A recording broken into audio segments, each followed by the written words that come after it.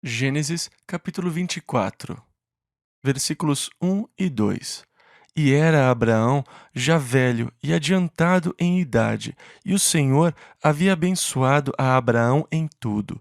E disse Abraão ao seu servo, o mais velho da casa, que tinha o governo sobre tudo o que possuía: põe agora a tua mão debaixo da minha coxa.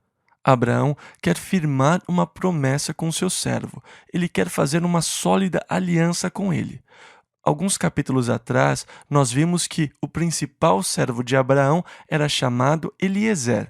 Não sabemos se Eliezer ainda era vivo ou não, porque ele foi servo de Abraão por muito tempo, e é possível que a esta altura Eliezer já tivesse morrido. Mas se este servo na verdade for Eliezer, a história se torna ainda mais interessante, porque Eliezer quer dizer Deus meu socorro. E nós vemos Eliezer indo a um país distante para escolher uma noiva para o filho de Abraão. Nessa história em particular, há uma linda aplicação espiritual, pois nós já vimos Abraão como a figura do pai, nós já vimos Isaque como a figura do filho, Jesus Cristo, e Eliezer seria a figura do Espírito Santo. Portanto, o seu nome pode ser significante: Eliezer, Deus meu socorro. Pois quando Jesus prometeu o Espírito Santo no capítulo 14 de João, ele disse: Eu rogarei ao Pai e ele vos dará outro consolador. A palavra grega é parakletos, que quer dizer um que vem para ajudar. E então aqui nós temos o nome Eliezer, Deus meu socorro ou minha ajuda. E o Espírito Santo é chamado o Consolador, ou aquele que vem para ajudar. Se na nossa leitura você se lembrar da aplicação espiritual, ela se tornará muito significante para você. Sem dúvida, o Espírito Santo vai lhe dar entendimento e de repente você vai entender o quadro. O Pai que envia o Espírito Santo a um país distante, ou seja, fora da esfera judaica, para tomar uma noiva para Jesus Cristo. Você vê a obra do Espírito Santo ao convencer a noiva que ela deve ir.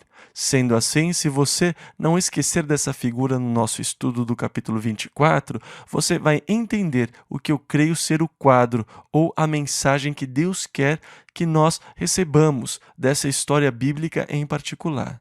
E então Abraão fez o seu servo lhe jurar que ele não tomaria uma noiva para Isaque que fosse das nações onde eles viviam, mas que ele iria voltar à terra de Abraão para tomar uma noiva para o seu filho. E então, vamos continuar. Versículo 3 ao 9. Para que eu te faça jurar pelo Senhor Deus dos céus e Deus da terra, que não tomarás para meu filho mulher das filhas dos cananeus, no meio dos quais eu habito, mas que irás à minha terra e à minha parentela, e dali tomarás mulher para meu filho Isaque. E disse-lhe o servo: Se porventura não quiser seguir-me a mulher a esta terra, farei, pois, tornar o teu filho à terra de onde saíste? E Abraão lhe disse: Guarda-te que não faças lá tornar o meu filho. O Senhor Deus dos céus, que me tomou da casa de meu pai e da terra da minha parentela, e que me falou e que me jurou, dizendo: A tua descendência darei esta terra, ele enviará o seu anjo adiante da tua face, para que tomes mulher de lá para meu filho. Se a mulher, porém, não quiser seguir-te, serás livre deste meu juramento. Somente não faças lá tornar a meu filho. E então pôs o servo a sua mão debaixo da coxa de Abraão, seu senhor, e jurou-lhe sobre este negócio. O servo quis tirar todas as dúvidas sobre as instruções, e agora ele tinha um dever. Ele foi encarregado de buscar uma noiva para Isaque, o filho de Abraão, e ele queria ter certeza de que tinha entendido todas as instruções. Se eu for lá e encontrar uma jovem, mas se ela não quiser vir para esta terra, é que, na verdade, ele vai pedir à jovem para se arriscar, porque ela não vai ver o noivo antes de tomar a decisão. E eram uns 800 quilômetros de distância, e as chances dela voltar para casa eram muito pequenas. Ele então vai pedir que ela, na verdade, dê um passo de fé, de que ela vai amá-lo, de que ela será feliz e de que ele será tudo o que ela quer que ele seja. E as chances de uma jovem aceitar uma coisa dessas são remotas. E como o servo sabia que seria difícil, deve ter questionado consigo mesmo se ele iria convencer alguma jovem a voltar com ele. Ele certamente previu as dificuldades dessa tarefa. E Abraão, que cria em Deus, tinha convicção, tinha confiança que iria ser assim, que a jovem iria vir com ele. Portanto, ele disse: O anjo do Senhor irá diante de você, e ele irá preparar tudo para você. Mas o grande mandamento era: não leve Isaque para lá. Esta é a terra que Deus prometeu. Abraão está certo disso, e Isaque não deve voltar à terra de Harã. Se a moça não quisesse vir, o servo ficaria livre do juramento. E o juramento foi uma obrigação, um tipo de juramento sagrado. Era uma promessa que ele era obrigado a cumprir da melhor forma possível. Por isso, ele está determinado. Ele quer saber tudo o que ele está se comprometendo a fazer. Ele quer esclarecer todos os termos desse juramento. Abraão esclarece as dúvidas com relação à jovem, e assim eles firmam um juramento de que ele irá em busca da jovem que virá a ser a noiva de Isaque. Versículos 10 e 11. E o servo tomou 10 camelos dos camelos do seu senhor e partiu, pois que todos os bens de seu senhor estavam em sua mão, e levantou-se e partiu para a Mesopotâmia, para a cidade de Naor, e fez ajoelhar os camelos fora da cidade, junto a um poço de água, pela tarde, ao tempo que as moças saíam a tirar água. E então ele orou. Versículo 12 ao 14, e disse: Ó Senhor, Deus de meu senhor Abraão, dá-me hoje bom encontro, e faze beneficência ao meu senhor Abraão. Eis que eu estou em pé junto à fonte de água, e as filhas dos homens desta cidade saem para tirar água. Seja, pois, que a donzela a quem eu disser: Abaixa agora o teu cântaro para que eu beba, e ela disser: Bebe, e também darei de beber aos teus camelos, esta seja a quem designaste ao teu servo Isaque, e que eu conheça nisso que usaste de benevolência com meu senhor. E então o servo de Abraão está propondo um sinal de Deus, por assim dizer. Ele está agora elaborando alguma coisa. Senhor, eu não sei onde ela está, mas o Senhor tem uma moça em algum lugar para ele. E então, como eu não sei qual é a moça que o Senhor escolheu, vamos fazer um acordo. Quando as moças vierem buscar água, eu vou até elas e direi: dê-me de beber. Agora, se uma delas me der de beber, e se ela disser: deixe-me dar água para os seus camelos também, Senhor, que esta seja a moça que o Senhor escolheu, que este seja o sinal. Quando ela disser aquilo, eu saberei que ela é a escolhida. Ele então estabelece as circunstâncias para poder saber a escolha de Deus. Agora, é interessante, às vezes parece que leva muito tempo para as nossas orações serem respondidas. Abraão orou por um filho durante anos antes de receber a resposta, mas às vezes as nossas orações são respondidas quase que imediatamente. Às vezes, as respostas parecem vir tão rápido, quase tão rápido como a nossa oração. Agora, por que às vezes as orações têm resposta imediata, mas outras vezes parece que Deus não está nem mesmo nos ouvindo e leva tanto tempo para que as nossas orações sejam respondidas?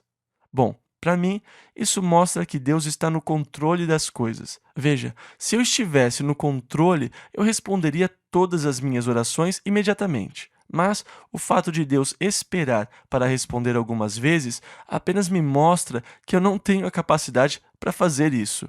Está nas mãos de Deus e Ele está no controle dos fatos da minha vida e do ritmo das coisas. E eu descobri que é melhor para mim que Deus esteja no controle, porque muitas vezes eu pedi por coisas que mais tarde tive que dizer: Senhor, por favor, cancele aquele pedido que eu fiz. Tudo bem, pode esquecer e não responda. Porque mais para frente eu vejo que eu não preciso, ou eu vejo que não seria bom. Eu vejo que poderia, na verdade, ser prejudicial. Por isso, já tive que cancelar muitos pedidos. Deus está no controle. É melhor que Deus permaneça no controle ou então é um caos. Eu acredito que tudo que você pediu e que era o melhor para você, Deus já tinha a intenção de lhe dar antes que você orasse. E eu acredito que a oração tenha dado a oportunidade para que Deus lhe respondesse. que ele pretendia lhe dar desde o começo, que ele, sendo um pai sábio e amoroso, sabia anos antes o que você iria precisar ontem. E aquelas orações que ele respondeu ontem, ele sempre quis responder. Eu acredito que o seu pai sabe o que você precisa antes de você pedir, e que tudo o que era certo que você tenha lhe pedido, ele já tinha a intenção de fazer por você. Pois eu não creio que a oração muda a vontade de Deus.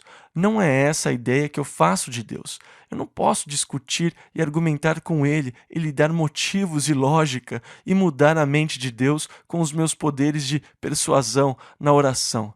Eu não acredito nisso. Eu acredito que toda boa coisa que eu pedi a Deus, ele já tinha a intenção de me dar, isto é, antes que eu lhe pedisse. Em 1 João 5,14, ele disse: Se pedirmos alguma coisa segundo a sua vontade, ele nos ouve. E então, se ele nos ouve, nós já recebemos as petições que lhe fizemos.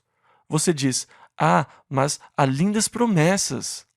Então, tudo quanto pedirdes em meu nome eu o farei, para que o Pai seja glorificado no céu. Lemos isso em João 14, versículo 13. Vocês não pediram em meu nome, pedi e recebereis, para que o vosso gozo seja completo. João 15, 11. E todas as coisas que pedirdes, orando, crede receber e tê-las eis. Marcos 11, 24. Todas as coisas, qualquer coisa, todas as coisas. Isso é bastante abrangente, não é? Uma pergunta agora.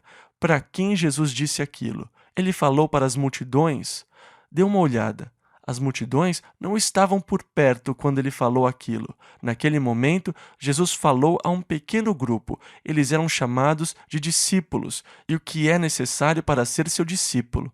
E o que é necessário para ser seu discípulo? Ele disse: Se alguém quiser vir após mim, renuncie-se a si mesmo, tome sobre si a sua cruz e siga-me. Mateus 16, 24. E então, carimbe isso sobre todas as coisas. Escreva isso ao lado daquele versículo, porque ele diz aquilo apenas para quem já negou a si mesmo, tomou a sua cruz e o está seguindo. Eles já encontraram a cruz nas suas vidas. Eles não estão buscando glória, bem-estar ou proveito próprio. Eles querem agora apenas glorificar Jesus Cristo. Eles já se comprometeram a si mesmos e as suas vidas completamente a Jesus Cristo. E para eles, todas as coisas que pedirdes, quer dizer que as únicas coisas que vocês vão pedir são as coisas que agradam a Deus e as coisas que Deus quer fazer. Dessa forma, você não pode pegar tudo o quanto pedirdes, todas as coisas que pedirdes, e fazer delas promessas generalizadas para todos. Essas são promessas especiais para um grupo específico. Então, quando o servo orou, ele fez um acordo com Deus. Versículo 15. E sucedeu que, antes que ele acabasse de falar, eis que Rebeca, que havia nascido a Betuel, filho de Milca, mulher de Naor, irmão de Abrão, saía com o seu cântaro sobre o seu ombro. Agora, Milca era irmã de Ló. O pai deles tinha morrido cedo. Quando ele morreu, Abraão adotou o menino e o seu irmão ficou com a menina, mas ele se casou com a moça. Então, na verdade, ele se casou com a sua sobrinha. Ela deu à luz a Betuel, que foi o pai de Rebeca e de Labão, que vamos ver com mais detalhes na história. Mais para frente, quando Jacó briga com seu irmão Esaú e encontra seu tio Labão. Há uma certa ligação familiar aqui. Então, antes mesmo que ele terminasse a oração, Rebeca veio com um cântaro no ombro. Versículos 16 e 17. E a donzela era muito formosa à vista, virgem, a quem homem não havia conhecido, e desceu à fonte, e encheu o seu cântaro e subiu. Então o servo correu-lhe ao encontro e disse: Peço-te, deixe-me beber um pouco de água do teu cântaro. Ele elaborou a estratégia e agora aqui está a primeira chance de testá-la. Ele tinha feito um combinado com Deus e agora diz à moça: Peço-te, deixa-me beber um pouco de água. E ele fica na expectativa. Ela é linda. Não seria maravilhoso se fosse a primeira que aparecesse? Ela é bonita. Deixe-me beber um pouco de água. E agora ele espera a resposta. Versículo 18 ao 24. E ela disse: Bebe, meu senhor. e apressou-se e abaixou o seu cântaro sobre a sua mão e deu-lhe de beber. E acabando ela de lhe dar de beber, disse: Tirarei também água para os teus camelos, até que acabem de beber. E apressou-se e despejou o seu cântaro no bebedouro, e correu outra vez ao poço para tirar água, e tirou para todos os seus camelos. E o homem estava admirado de vê-la, calando-se. Você não acha que o coração dele devia estar batendo muito rápido a essa altura? Senhor, isso foi rápido demais, ela é linda. E enquanto ele a observa, ele pensa: será possível? E ele fica quieto. Ele queria explodir, mas se segurou. E ele faz outra pergunta, versículo 22. E aconteceu que, acabando os camelos de beber, tomou o homem um pendente de ouro. No original diz que era um brinco de nariz, de meio ciclo de peso. Agora, meio ciclo seriam 6 gramas, um ciclo tem cerca de 11 gramas. Então, era um brinco para o nariz de cerca de 11 gramas, versículos 22 e 23. E 2 pulseiras para suas mãos, do peso de 10 ciclos de ouro, cerca de 110 gramas de ouro, e disse: De quem és filha? Esta é a pergunta número 2. Este vai ser o fator determinante. Quem é o seu pai? De quem você é filha? Versículo 23 ao 26. Faze-mo saber, peço-te. Há também em casa de teu pai lugar para nós pousarmos? E ela lhe disse: Eu sou a filha de Betuel, filho de Milca, o qual ela deu a Noar. Disse-lhe mais: Também temos palha e muito pasto, e lugar para passar a noite. Então inclinou-se aquele homem e adorou ao Senhor. Gente, foi a primeira. Ela é parente de Abraão. Pode uma coisa dessas? Eu tenho certeza que o coração dele estava batendo de alegria, expectativa, e ele adorou ao Senhor. Versículo 27. E disse: Bendito seja o Senhor Deus de meu senhor Abraão, que não retirou a sua benevolência e a sua verdade de meu senhor. Ele bendiz, abençoa o Senhor por sua bondade para com Abraão. E depois ele diz algo que eu acho muito significante. Versículo 27 ainda. Quanto a mim, o Senhor me guiou no caminho. E eu acho que este é um dos versículos mais importantes das Escrituras, para quem deseja saber como ser guiado por Deus. Quanto a mim, o Senhor me guiou no caminho. Eu creio que Deus espera que nós andemos em fé. Quando nós andamos em fé, Ele nos guia. Eu acho que muitas vezes nós cometemos o erro de relaxar e dizer: Senhor, agora guia a minha vida. Eu vou ficar aqui, Senhor, até o Senhor me guiar. É provável que você nunca seja guiado. Levante-se e comece a andar, e então o Senhor vai guiá-lo para onde você deve ir. Muita gente assume uma atitude passiva demais em relação à direção de Deus. Senhor, eu estou disponível, pode me levar, Senhor, para qualquer lugar. Mas essa é uma atitude muito passiva em relação à direção de Deus na sua vida. Existe a necessidade de estar no caminho para ser guiado pelo Senhor. Agora, se ele tivesse ficado em Berseba e orado durante meses: Senhor, leve-me até a moça certa, guie-me até ela, Senhor, guia-me até a escolhida. Como o Senhor poderia levá-lo até Rebeca? Ele tinha que sair, ele tinha que ir. Depois que ele partiu, o Senhor o guiou. Quanto a mim, o Senhor me guiou no caminho. Eu acho que um dos erros que cometemos com relação à direção de Deus é que esperamos que Ele nos diga tudo antecipadamente. Filipe estava no meio de um grande avivamento em Samaria. Muitos estavam crendo e se convertendo a Jesus. E o Senhor disse: Filipe, vá até uma área do deserto em Gaza. Agora, se o Senhor dissesse isso para metade de vocês, vocês iriam dizer: Bom Senhor, por que o Senhor quer que eu vá até lá? Tem certeza, Senhor, que é lá onde o Senhor quer que eu vá? O que o Senhor quer que eu faça? O que o Senhor tem para mim lá? Senhor, há um maravilhoso avivamento aqui e tem tantas pessoas. Senhor, o que o Senhor quer?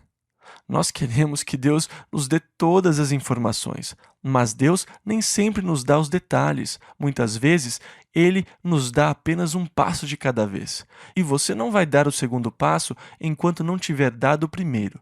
Por que você daria? Por que Deus lhe daria o segundo passo se você não obedeceu o primeiro que Ele lhe deu? Então, Filipe deixou Samaria e foi até Gaza.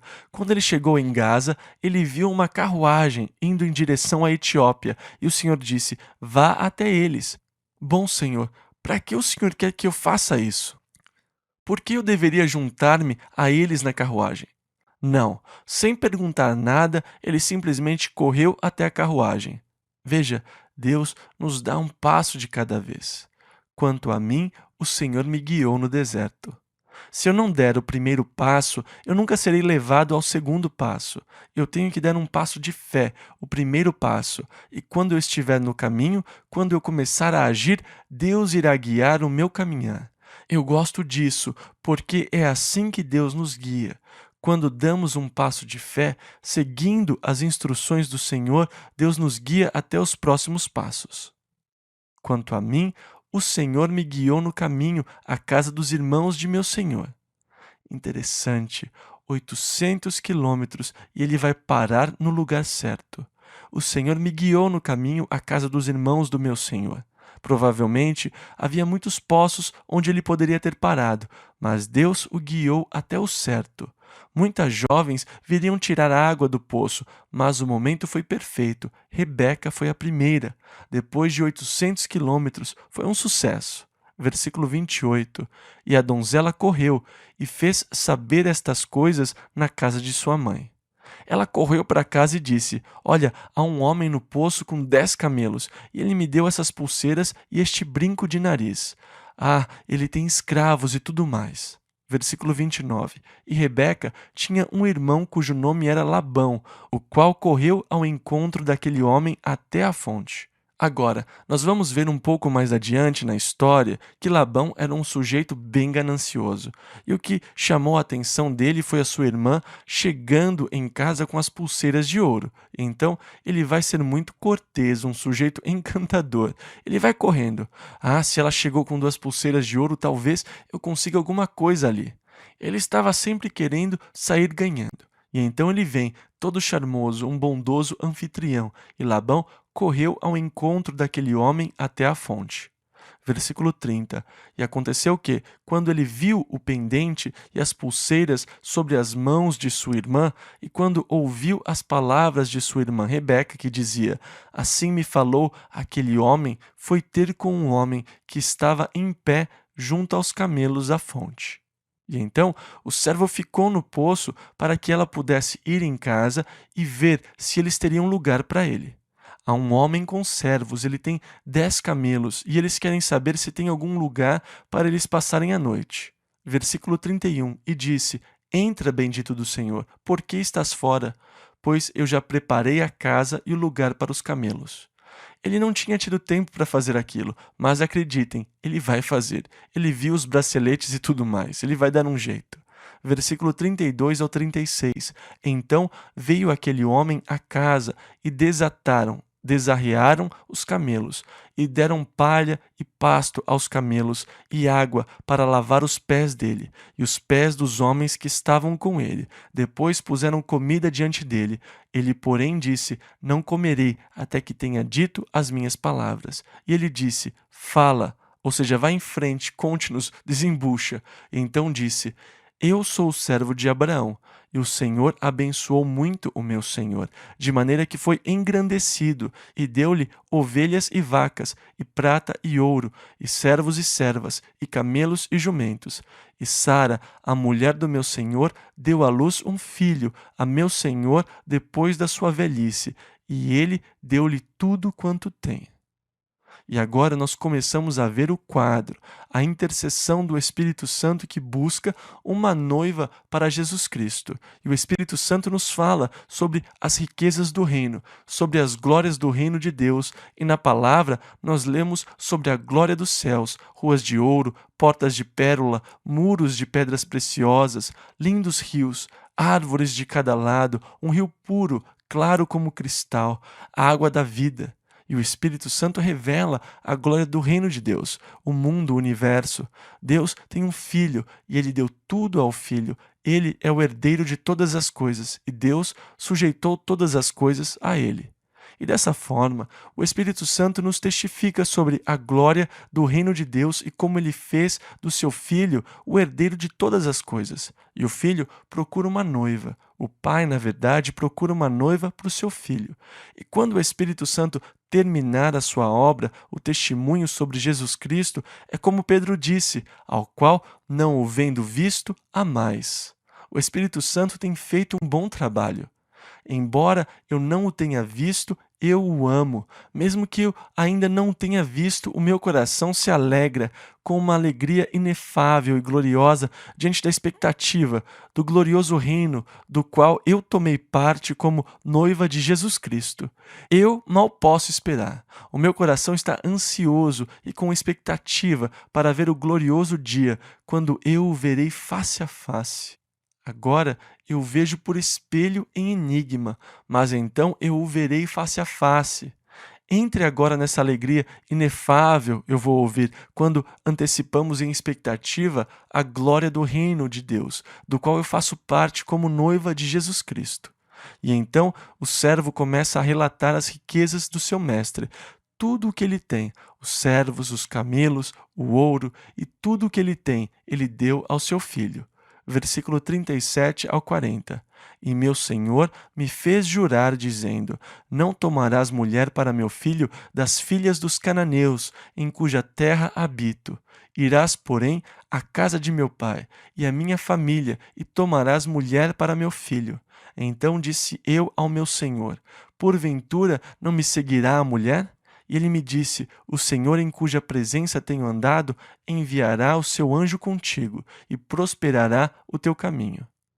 Esta é a fé e a confiança de Abraão de que Deus iria fazê-lo prosperar na viagem. Versículo 40 ao 45. Para que tomes mulher para meu filho da minha família e da casa de meu pai.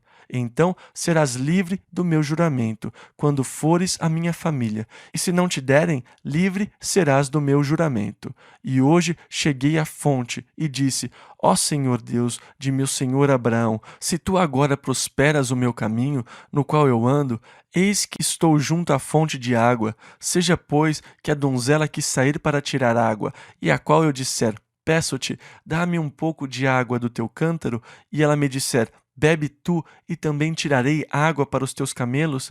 Esta seja a mulher que o Senhor designou ao filho de meu senhor. E antes que eu acabasse de falar no meu coração, eis que Rebeca saía com o seu cântaro. Agora, eu acho isso interessante. Deus ouve as orações do nosso coração. Não é necessário que as orações sejam verbalizadas. Muitas vezes, nós achamos que não oramos se as orações não forem feitas em voz alta. Mas Deus conhece as orações do seu coração. O servo não estava com as mãos levantadas dizendo: Agora, Senhor, Deus do meu pai Abraão. Se ele estivesse fazendo isso, todas as moças iriam pensar: Veja quanta coisa ele tem! E elas iriam correndo pegar água. Eu acho que muitas vezes as nossas orações são respondidas porque as pessoas se cansam de nos ouvir chorar e dizem: Façam qualquer coisa para que ele se cale. E elas respondem às nossas necessidades porque elas ficaram conhecidas dos homens. Jesus disse: Vá para o seu quarto com a porta fechada, e seu pai, que vê em secreto, irá recompensá-lo. A oração não tem que ser divulgada. Agora, eu descobri que para mim verbalizar é melhor. Eu não preciso, mas eu descobri que para mim é melhor. Se eu me ajoelhar ao lado da minha cama, apoiar a minha cabeça e começar a orar ao Senhor no meu coração, não vai demorar para eu descansar no Senhor. E então, para mim, é melhor verbalizar porque isso mantém a minha mente ligada no que eu estou orando. Se eu estiver orando apenas no meu coração, muitas vezes eu me distraio e de repente me vejo de volta lá no Havaí. A minha mente tende a viajar quando eu oro apenas no coração. Agora, eu oro muito no meu coração. Algumas coisas eu não quero dizer em voz alta e oro no meu coração. Mas eu sinto necessidade de verbalizar as minhas orações. Isso mantém a minha mente focada no que eu estou dizendo e na minha conversa com Deus. Mas não é essencial que as orações sejam verbalizadas. Deus sabe o clamor do nosso coração. E eu acho muito interessante que ele tenha orado no coração. Talvez a sua cabeça estivesse curvada, mas não necessariamente. No seu coração, ele estava pensando: Ó Senhor, que aconteça dessa forma. Foi uma oração feita no seu coração. Versículo 45 ao 47. E antes que eu acabasse de falar no meu coração, eis que Rebeca saía com o seu cântaro sobre o seu ombro, desceu à fonte e tirou água. E eu lhe disse: Peço-te, dá-me de beber. E ela se apressou e abaixou o seu cântaro de sobre si e disse: Bebe, e também darei de beber aos teus camelos. E bebi, e ela deu também de beber aos camelos. Então lhe perguntei e disse: De quem és filha? E ela disse: Filha de Betuel, filho de Naor, que lhe deu Milca. Então eu pus o pendente no seu rosto e as pulseiras. Agora, eu disse que era um brinco de nariz, por isso ela o colocou no seu rosto. Seria difícil colocar um brinco no rosto. Versículo 47 ao 49. E as pulseiras sobre as suas mãos.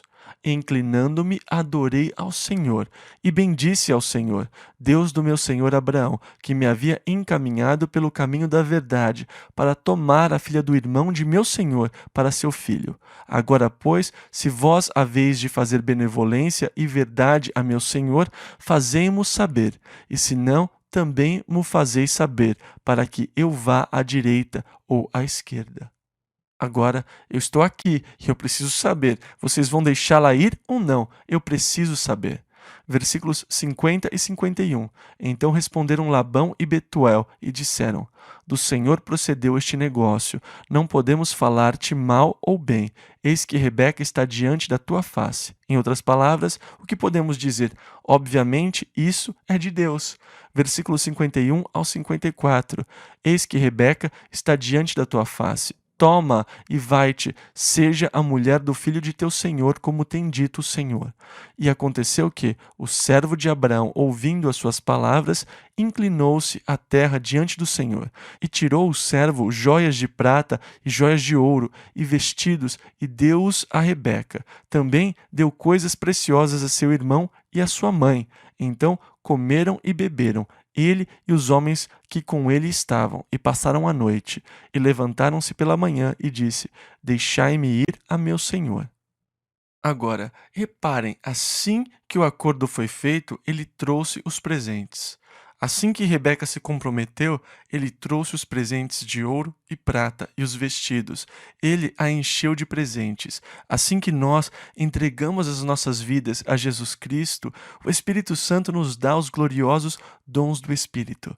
Ele nos dá os dons de paz, alegria, amor, dons de poder. E ele começa a operar de uma maneira especial em nós. E então, de manhã, ele disse: Deixai-me ir a meu Senhor. Versículos 55 ao 58. Então disseram seu irmão e sua mãe: Ei, espere um pouco, isso está indo muito rápido. Fique a donzela conosco alguns dias, ou pelo menos 10 dias, depois irá. Ele, porém, lhes disse: Não me detenhais, pois o Senhor tem prosperado o meu caminho. Deixai-me partir, para que eu volte a meu senhor.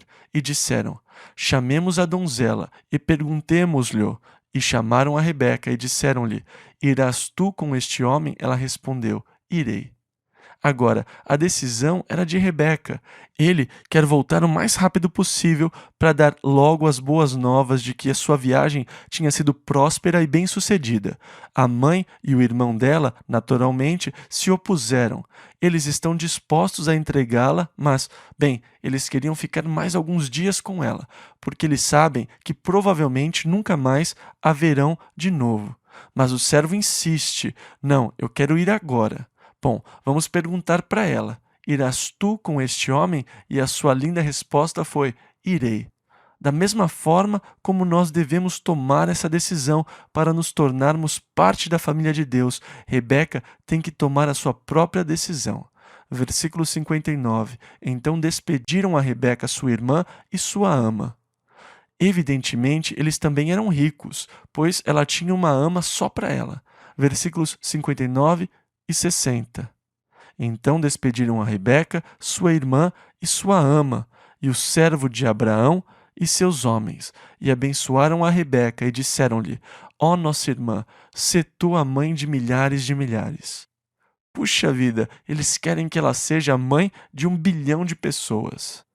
Versículos 60 e 62. E que a tua descendência possua a porta de seus aborrecedores. E Rebeca se levantou com as suas moças, e subiram sobre os camelos, e seguiram o homem, e tomou aquele servo a Rebeca, e partiu. Ora, Isaque vinha de onde se vem, do poço de Beer-Laai-Roi. Agora, vocês se lembram? Beer-Laai-Roi quer dizer poço daquele que vive e me vê. O poço recebeu este nome quando Agar fugiu de casa porque, quando ela descobriu que estava esperando um filho de Abraão, desprezou Sara, que por sua vez a afligiu. E Agar fugiu em direção ao Egito e estava no deserto, junto a uma fonte. O anjo do Senhor a encontrou e disse que ela tinha que voltar para casa. Ela recebeu uma promessa: a sua descendência seria multiplicada sobremaneira, os seus descendentes seriam muito numerosos. O anjo disse que ela deveria chamá-lo de Ismael. Ela chamou aquele poço de O Senhor me vê. Agora, Isaque tinha ido morar perto desse poço, e o poço entra na história mais umas 2 vezes. Nós vamos ver que é neste lugar que Isaque foi habitar. Versículos 62 e 63. Ora, Isaque vinha de onde se vem, do poço de Beer-Laai-Roi, porque habitava na terra do sul.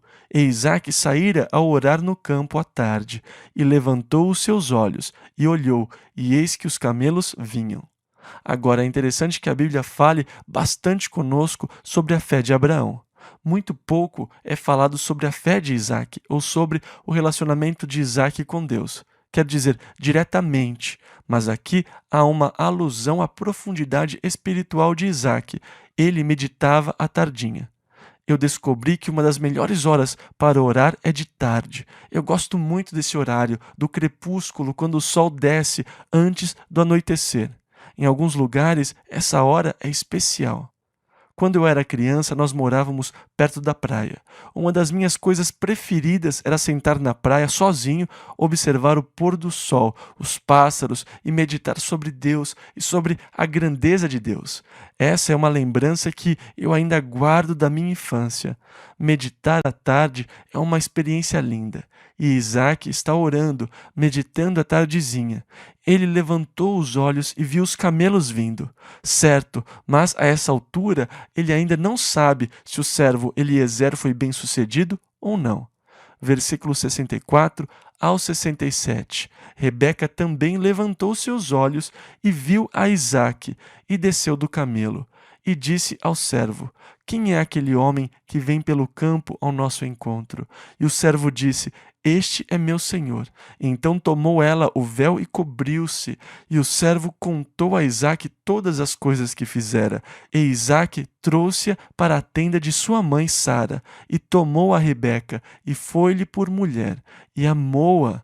Assim Isaque foi consolado depois da morte de sua mãe. Gênesis capítulo 25. Então, no capítulo 25 aqui, nós descobrimos que, versículo 1 ao 4, e Abraão, depois da morte de Sara, tomou outra mulher, e o seu nome era Quetura, que quer dizer mãe de todos nós, e deu-lhe à luz Zinrã, Jocsã, Medã, Midian, Gisbaque e Suá. E Jocsã gerou Sebá e Dedã. E os filhos de Dedã foram Assurim, Letuzim e Leumim. E os filhos de Midian foram Efá, Efé. E assim por diante. Esses nomes não têm nenhum significado para nós e provavelmente nunca terão. Nós seguimos algumas famílias por 1 ou 2 gerações e pronto. Elas somem porque não tem nada a ver com Jesus Cristo. Elas aparecem por 1, 2 gerações e depois, puf, sumiram, acabam. O que aconteceu com eles, para onde foram, o que se tornaram, ninguém sabe. Eles não são significantes para a história, que é sobre Jesus Cristo. Então, voltando a Gênesis, essa história é sobre Jesus Cristo. E nós vamos seguir a linhagem que vai nos levar a Jesus Cristo. Nós vamos deixar as outras para trás. Nós os acompanhamos por algumas gerações e depois eles somem. Eles não são importantes. Toda a história de Gênesis gira em torno da pessoa de Jesus Cristo. Esta é a história dele, a história de Jesus. Tudo aqui é sobre ele. Por isso, nós temos estes registros para sabermos sobre ele. Ele vai centralizar em apenas uma pessoa, Jesus. Os outros vão embora, e rápido. Nós vamos encontrar um ou dois nomes no caminho, mas isso é tudo. Vamos deixá-los de lado porque nós queremos nos concentrar na pessoa central da história. Por isso, nós vemos os demais filhos de Abraão por mais alguns poucos versículos. Versículo 5. Porém, Abraão, e este é o versículo mais importante, deu tudo o que tinha a Isaque. Isaque é o filho da promessa. Tudo o que ele tinha foi para Isaque. Versículo 6. Mas aos filhos das concubinas que Abraão tinha, deu Abraão presentes. Ele lhes deu presentes, mas tudo o que ele tinha deu a Isaque. Versículo 6 ainda. E vivendo ele ainda, despediu-os do seu filho Isaque, enviando-os ao Oriente, para a terra oriental. Abraão lhes dá presentes e os manda embora. A história vai se concentrar em Isaque, porque ele está na linhagem que vai nos dar Jesus Cristo. Versículos 7 e 8. Estes, pois, são os dias dos anos da vida de Abraão, que viveu 165 anos. E Abraão expirou, morrendo em boa velhice, velho e farto de dias, e foi congregado ao seu povo. 175 anos e Abraão expirou, isto é, morreu. Na verdade, o que aconteceu é que o seu espírito se mudou da sua velha tenda, porque ela não conseguia mais dar conta. Ela estava gasta. Quando a tenda se gasta e não tem mais utilidade, quando ela não o protege mais do vento ou da chuva, ela se rasga e precisa constantemente de remendos e reparos. É hora de se mudar. E Abraão se mudou da sua tenda. Mas isso foi antes de Jesus Cristo abrir caminho aos céus.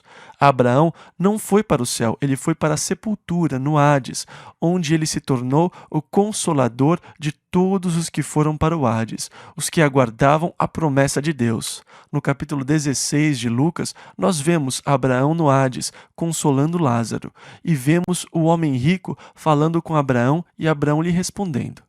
Quando Jesus morreu, antes de subir ao céu, ele desceu às partes mais baixas da terra para pregar às almas que estavam cativas, os espíritos que, assim como o espírito de Abraão, estavam naquela prisão. Jesus pregou a Abraão e a todos os que estavam com ele esperando a promessa de Deus, a vinda do Messias. E esse foi o cumprimento da profecia de Isaías sobre Jesus, que diz que ele iria proclamar liberdade aos cativos e abrir a prisão aos presos. Aquela é a prisão da morte, onde as pessoas estavam presas. Ele abriu as portas para que, quando ele subisse aos céus, tirasse os cativos do seu cativeiro. Como filho de Deus, e porque Jesus abriu o caminho, quando o meu espírito se mudar desta tenda, ele vai se mudar para uma nova casa, não feita com mãos, um edifício de Deus, eterno nos céus. Eu vou me mudar dessa tenda para uma nova casa que o Senhor disse que iria preparar para mim. Ele disse, na casa de meu pai há muitas moradas. Se não fosse assim, eu vou-lhe teria dito, vou preparar-vos lugar. João 14, 2. Ele está me preparando um novo corpo. É um edifício de Deus, não feito com mãos. É eterno.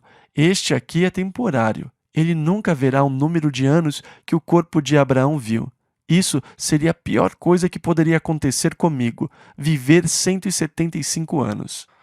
Na verdade, eu não quero ver nem mesmo os 75. Se Deus permitir, muito bem, mas eu não acho que eu chego lá. Esta tenda está se desgastando e o Senhor prepara um novo edifício para o meu espírito, uma nova casa, não mais uma tenda. Eu estou ficando meio cansado dessa tenda, e a tenda também está ficando cansada. A tenda é boa por um tempo, mas depois você começa a perceber que na tenda não há as conveniências que você gostaria. Você quer se mudar para uma casa. E um dia desses eu vou me mudar para uma casa novinha, um edifício de Deus, não feito com mãos, eterno nos céus. Foi o que Paulo disse. Porque nós, os que estamos neste tabernáculo, gememos, não porque queremos ser despidos, mas revestidos, para que o mortal seja absorvido pela vida. Lemos isso em 2 aos Coríntios 5, versículos 2 ao 4.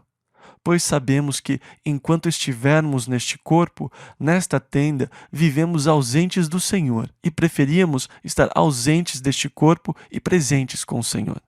Abraão expirou, ou o seu espírito deixou de morar neste corpo depois de viver nele por 175 anos. Em boa velhice, velho e farto de dias, e se reuniu ao seu povo. Versículo 9. E Isaque e Ismael, reparem que eles estão juntos agora. Existia uma certa animosidade, hostilidade entre eles, mas parece que, ao menos na morte de seu pai, eles se reuniram. E na morte do seu pai, eles estão juntos. Ismael está lá, e eles, versículo 9 ao 12, sepultaram-no na cova de Macpela, no campo de Efron, filho de Zoar, heteu que estava em frente de Manre, o campo que Abraão comprara aos filhos de Et. Lembram da característica cultural que estudamos outro dia? Estas, porém, são as gerações de Ismael. E nós vamos seguir Ismael apenas um pouquinho e depois vamos deixá-lo de lado, porque Ismael não é importante para a história. Nós temos os nomes dos seus descendentes e eles não são mais importantes do que os descendentes das concubinas de Abraão. Por isso, nós não vamos nos demorar com estes nomes. Você pode estudá-los se quiser. Versículo 16 ao 19. Estes são os filhos de Ismael, e estes são os seus nomes pelas suas vilas e pelos seus castelos. 12 príncipes, segundo as suas famílias. E estes são os anos da vida de Ismael, 137 anos. E ele expirou, e morrendo foi congregado ao seu povo. E habitaram desde Ávila até Sur, que está em frente do Egito, como quem vai para a Síria. E fez o seu assento diante da face de todos os seus irmãos. E estas são as gerações de Isaque, filho de Abraão. Abraão gerou a Isaque. E agora nós chegamos àquele que é importante, aquele que vamos seguir. Versículo 19 ao 21. Abraão gerou a Isaque, e era Isaque da idade de 40 anos, quando tomou por mulher a Rebeca, filha de Betuel, arameu de Padã-Arã, irmã de Labão, arameu. E Isaque orou insistentemente ao Senhor por sua mulher, porquanto era estéril. Agora, Isaque casou-se com ela, mas ela era incapaz de ter filhos. E Isaque orou por ela, para que Deus a curasse e permitisse que ela tivesse filhos. É interessante, muitas crianças na nossa igreja são respostas de oração. Casais que não podiam ter filhos procuraram os presbíteros e receberam oração, e Deus os abençoou. E agora nós temos muitas crianças correndo para todos os lados que são verdadeiras respostas de oração. Elas são milagres que Deus nos deu.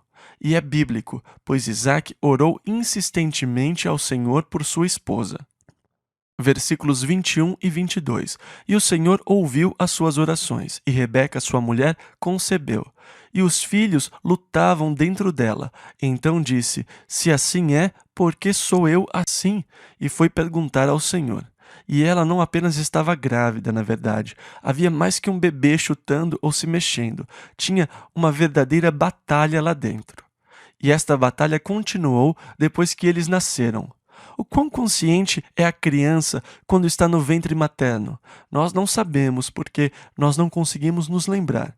O quanto você se lembra do seu primeiro ano de vida? Você não sabe, você não consegue se lembrar. Agora, nós não temos dúvida de que a criança é consciente quando nasce, pois ela é capaz de expressar contentamento, felicidade, raiva, irritação.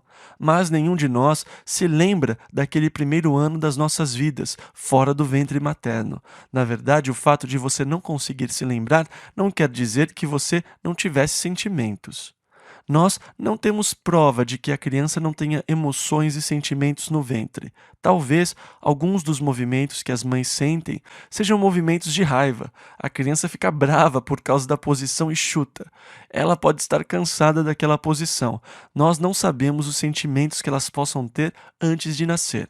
Agora, é bem possível que esses dois pequenos no ventre da Rebeca estivessem com raiva um do outro e estivessem se acertando. E eles estavam lutando no ventre de Rebeca. Quando eles nasceram, assim que nasceram, um agarrou o calcanhar do outro. Ainda estavam lutando. A luta continua e, na verdade, ela nunca parou. Rebeca estava preocupada com todo esse movimento e orou: Senhor, o que está acontecendo? Versículo 23. E o Senhor lhe disse: Duas nações há no teu ventre, e dois povos se dividirão das tuas entranhas, e um povo será mais forte do que o outro povo, e o maior servirá ao menor. Agora, isto foi antes deles nascerem, antes que eles fizessem qualquer coisa.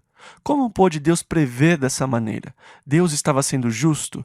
É justo Deus dizer: bom, o mais velho vai servir o mais novo antes deles nascerem? Em Romanos, Paulo fala sobre a soberania de Deus na eleição, mas nós devemos sempre nos lembrar que a eleição de Deus baseia-se no seu conhecimento prévio. Lá em Romanos 8:29 nós lemos: Porque os que dantes conheceu, também os predestinou para serem conformes à imagem de seu Filho.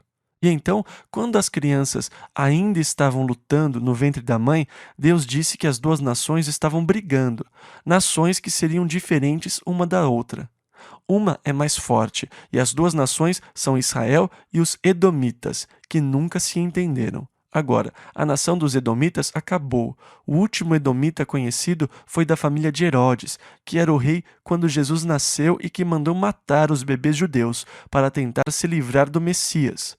Os Edomitas se tornaram contrários aos propósitos de Deus. Quando os filhos de Israel saíram do Egito e precisaram passar pela terra deles para chegar à terra que Deus lhes tinha prometido, os edomitas foram atrás deles e lutaram para impedir que eles passassem. Novamente, mostraram-se contrários aos propósitos de Deus. Esta é a característica dos edomitas desde o princípio. Esaú era assim. Ele não se importava com Deus ou com as coisas de Deus. Ele era um homem muito natural. Ele era um típico homem natural, mais interessado nas coisas do homem do que nas coisas de Deus. E Deus, já sabendo da sua disposição e do seu desprezo pelas coisas espirituais, escolheu o mais novo para ser o herdeiro e por quem o Messias viria. Então, o mais novo é escolhido por Deus em vez do mais velho, estando os dois ainda no ventre de Rebeca. Versículos 24 e 25. E cumprindo-se os seus dias para dar à luz, eis gêmeos no seu ventre. E saiu o primeiro ruivo, e todo como um vestido de pelo. Ele nasceu meio coberto de pelos, e apropriadamente eles o chamaram de cabeludo, pois é isso que quer dizer Esaú.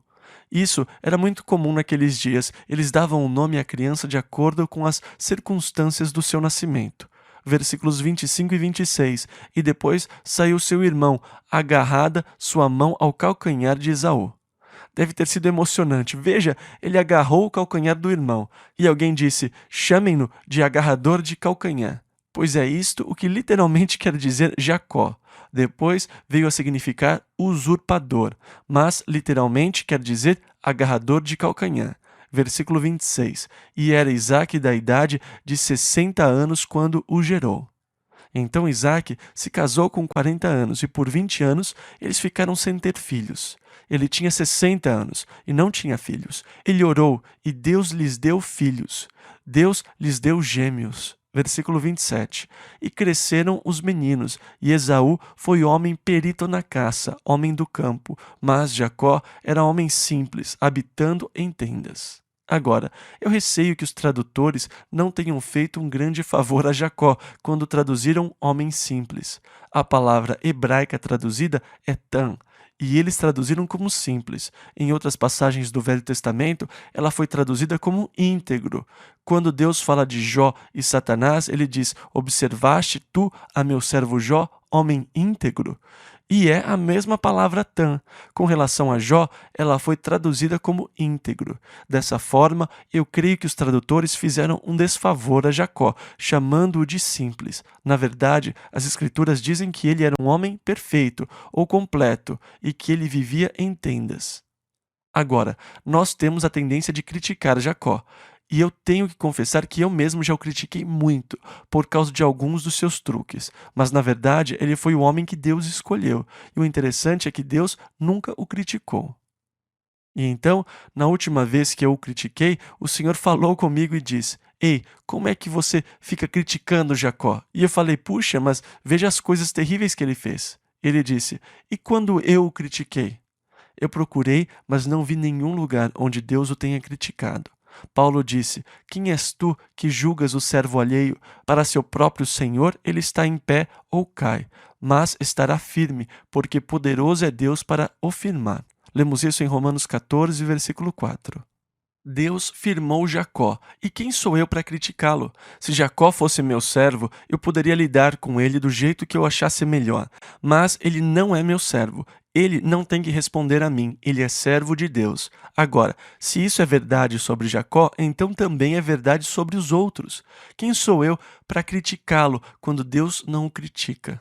Quem sou eu para julgá-lo? Você não é meu servo. Se você fosse meu servo, eu poderia julgá-lo, mas você não está me servindo. Você serve a Deus. Portanto, eu não tenho direito de julgá-lo. Ah, você é um servo desprezível. Eu não tenho direito de fazer esse tipo de julgamento sobre você. O julgamento pertence a Deus. Ele quem deve julgá-lo, porque você o está servindo. E é ele quem deve me julgar, porque eu procuro servi-lo.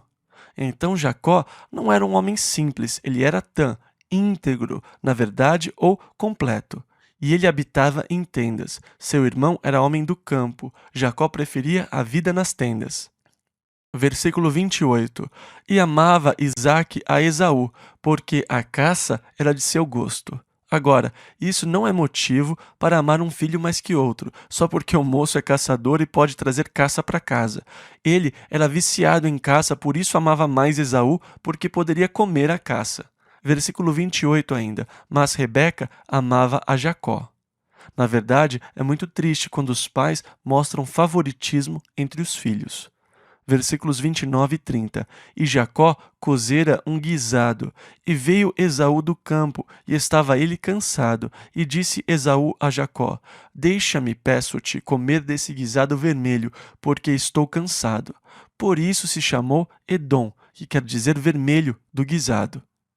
E os seus descendentes foram chamados Edomitas, porque ele quis esse guisado vermelho. Ele estava faminto e cansado. Versículos 31 e 32. Então disse Jacó: Vende-me hoje a tua primogenitura. E disse Esaú: Eis que estou a ponto de morrer. Para que me servirá a primogenitura? Ele foi um pouco petulante. E eu, com a primogenitura, estou quase morrendo, eu quero é o guisado. Mas Jacó insistiu. Versículos 33 e 34. Então disse Jacó: Jura-me hoje. E jurou-lhe e vendeu a sua primogenitura a Jacó. E Jacó deu pão a Esaú e o guisado de lentilhas. E ele comeu, e bebeu, e levantou-se, e saiu. Assim desprezou Esaú a sua primogenitura. Ele não estava nem aí para sua primogenitura.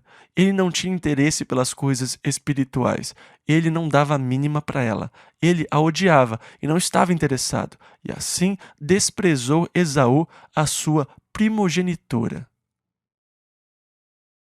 Gênesis capítulo 26, versículo 1.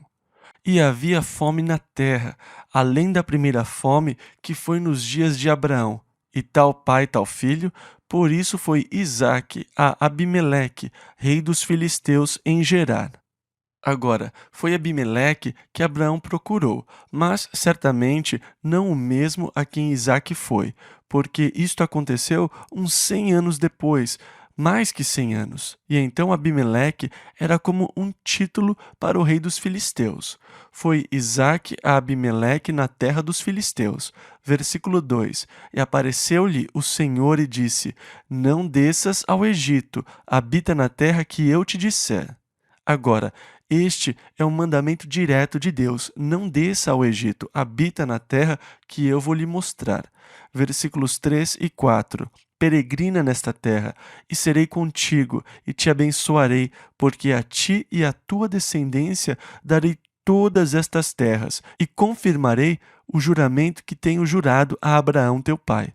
E multiplicarei a tua descendência como as estrelas dos céus, e darei à tua descendência todas estas terras, e por meio dela serão benditas todas as nações da terra. E então agora Deus visita Isaque, e ele vai passar pela terra dos filisteus. Deus o visita e reitera a promessa que ele tinha feito a Abraão: a terra será sua. Eu vou multiplicar a sua descendência. Mas o centro da mensagem é: por meio da tua descendência, todas as nações da terra serão abençoadas. Não plural, mas singular, referindo-se a Jesus Cristo. Então, a promessa do Messias viria por Isaque. Assim, o Senhor reitera a promessa que ele tinha feito a Abraão. A mesma aliança e a mesma promessa são passados para Isaque, nesta fase da sua vida. Versículo 5. Porquanto Abraão obedeceu a minha voz e guardou o meu mandado, os meus preceitos, os meus estatutos e as minhas leis. E então, na verdade, é por causa de Abraão que as promessas vieram e Isaque é o recipiente da fidelidade do seu pai. Versículos 6 ao 12. Assim habitou Isaque em Gerar, e perguntando-lhe os homens daquele lugar acerca de sua mulher, disse: É minha irmã. Porque temia dizer: é minha mulher, para que porventura, dizia ele, não me matem os homens daquele lugar por amor de Rebeca, porque era formosa à vista. E aconteceu que, como ele esteve ali muito tempo, Abimeleque, rei dos filisteus, olhou por uma janela e viu, e eis que Isaque estava brincando com Rebeca, sua mulher. Então chamou Abimeleque a Isaque e disse: Eis que na verdade é tua mulher. Como, pois, disseste, é minha irmã? E disse-lhe Isaque: porque eu dizia, para que eu porventura não morra por causa dela. E disse Abimeleque: que é isto que nos fizeste? Facilmente se teria deitado alguém deste povo com a tua mulher, e tu terias trazido sobre nós um delito. E mandou Abimeleque a todo o povo, dizendo: qualquer que tocar neste homem ou em sua mulher, certamente morrerá. E semeou Isaque naquela mesma terra, e colheu naquele mesmo ano 100 medidas, porque o Senhor o abençoava. Então o rei colocou uma proteção sobre ele, dizendo que ninguém deveria tocar nele nem na sua esposa. Isaque plantou, e Deus o abençoou, e ele colheu 100 medidas do que plantou. Versículo 13 ao 16. E engrandeceu-se o homem, e ia enriquecendo-se, até que se tornou muito poderoso, e tinha possessão de ovelhas, e possessão de vacas, e muita gente de serviço, de maneira que os filisteus o invejavam. E todos os poços que os servos de seu pai tinham cavado nos dias de seu pai Abraão, os filisteus entulharam e encheram de terra. Disse também Abimeleque a Isaque: aparta-te de nós, porque muito mais poderoso te tens feito do que nós. A mesma coisa tinha acontecido com Abraão. Eles viram as bênçãos e a obra de Deus sobre a vida dele, e eles ficaram com medo de Abraão. E agora Abimeleque faz a mesma coisa com Isaque.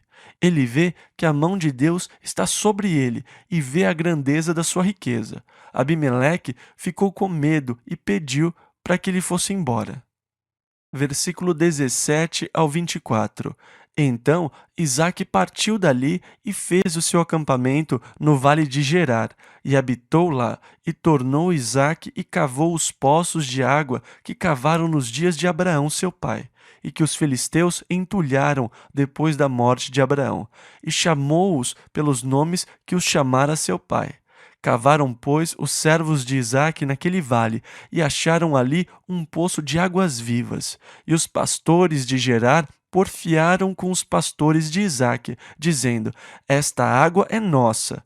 Por isso chamou aquele poço Ezeque, porque contenderam com ele. Então cavaram outro poço e também porfiaram sobre ele. Por isso chamou Sitna. E partiu dali e cavou outro poço, e não porfiaram sobre ele. Por isso chamou Reobote. e disse: Porque agora nos alargou o Senhor e crescemos nesta terra. Depois subiu dali a Berseba, e apareceu-lhe o Senhor naquela mesma noite, e disse: E Deus aparece a ele como da outra vez, quando ele estava se mudando. E o Senhor disse, versículo 24: Eu sou o Deus de Abraão teu pai, não temas, porque eu sou contigo, e abençoar-te-ei e multiplicarei a tua descendência por amor de Abraão, meu servo. Não temas, porque eu sou contigo. A presença de Deus nas nossas vidas deveria ser suficiente para dissipar qualquer temor. Nós temos medo quando nos esquecemos que Deus é conosco. Se você fica com medo, abalado, preocupado, quer dizer apenas uma coisa: que você se esqueceu que Deus é com você. Deus disse: Não temas, porque eu sou contigo. Quantas vezes Deus não afirmou ser essa a base para dissipar o medo? Lá em Isaías 41:10, ele disse: Não temas, porque eu sou contigo. Não te assombres, porque eu sou teu Deus, e eu te fortaleço, e te ajudo, e te sustento com a destra da minha justiça. E Davi disse: O Senhor é a minha salvação, a quem eu temerei? Não temas, porque eu sou contigo, e por amor de Abraão eu vou abençoar você. Versículo 25 ao 35. Então edificou ali um altar, e invocou o nome do Senhor, e armou ali a sua tenda. E os servos de Isaque cavaram ali um poço, e Abimeleque veio a ele de Gerar com Auzate. E Abimeleque veio a ele de Gerar com Auzate, seu amigo, e Ficol, príncipe do seu exército. E disse-lhes Isaque: Por que viestes a mim? Pois que vós me odiais e me repelistes de vós. E eles disseram: Havemos visto, na verdade, que o Senhor é contigo, por isso dissemos: Haja agora juramento entre nós e ti, e façamos aliança contigo, que não nos faças mal, como nós te não temos tocado, e como te fizemos somente bem, e te deixamos ir em paz. Agora tu és o bendito do Senhor. Então lhes fez um banquete, e comeram e beberam. E levantaram-se de madrugada e juraram um ao outro. Depois os despediu Isaque, e despediram-se dele em paz. E aconteceu naquele mesmo dia que vieram os servos de Isaque e anunciaram-lhe acerca do negócio do poço que tinham cavado. E disseram-lhe: Temos achado água. E chamou Sebá, por isso é o nome daquela cidade Berseba, até o dia de hoje. Ora, sendo Esaú da idade de 40 anos, tomou por mulher a Judite, filha de Beeri, Eteu, e a Bessamate, filha de Elon, Eteu. E estas foram para Isaque e Rebeca uma amargura de espírito. E então Esaú tem 40 anos e se casa com duas moças dos cananeus, da tribo dos heteus. Essas moças foram uma tristeza para Rebeca e para Isaque. Provavelmente, elas estavam muito envolvidas com os costumes da sua própria cultura e com os deuses que elas adoravam. E isso foi uma grande decepção para Rebeca e Isaque. Não havia muita comunhão com as noras. Tinha muita diferença entre eles para que pudessem se aproximar e ter um relacionamento mais estreito. Elas se tornaram um peso e uma angústia para Rebeca e Isaque. E este é um dos motivos por que eles encorajaram Jacó a tomar uma esposa da família de Abraão, de volta à região de Noar.